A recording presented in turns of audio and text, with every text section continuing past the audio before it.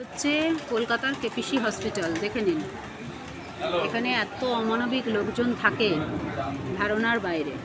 আজকে একটি ছোট্ট ঘটনার সম্মুখীন হলাম। সেটি হচ্ছে যে এখানে ওষুধের কাউন্টার আছে যেখানে জল পাওয়া যায়।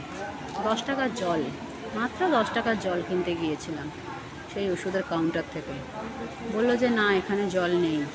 তারপরেই দেখলাম একজন লোক হাতে করে 2টি জলের বোতল নিয়ে ওখানে দাঁড়িয়ে। আমি বললাম, দাদা আপনি জলের বোতলটা কোথায় পেলেন?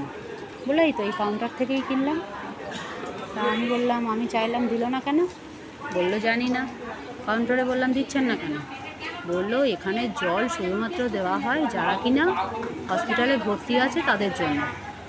তা আমি বললাম, আমি তো ইউএসজি করতে এসেছি, ইউএসজির জন্য ওখানে লাইনে আছি, ভেতরে তো কাগজ জমা নিয়ে নিয়েছে, তাহলে একটা অন্তত জলের বোতল দিন। বাইরে থেকে এসে তো জলের বোতল চাইছি না। বললো না, এখান থেকে দেওয়া যাবে না, এখানে ওই নিয়ম, যারা হসপিটালে ভর্তি আছে তাদের জন্যই জলের বোতল দেওয়া যাবে, না হলে দেওয়া যাবে না।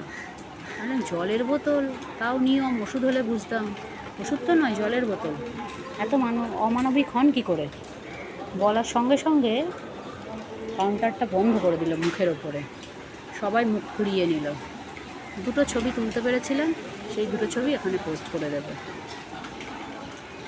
একটা গান ছিল, মানুষ যে আজ আর নেই কো মানুষ, সেই গানটার কথা খুব মনে পড়ছে এই কলকাতার যাদবপুরে অবস্থিত কেপিসি হসপিটালে এসে।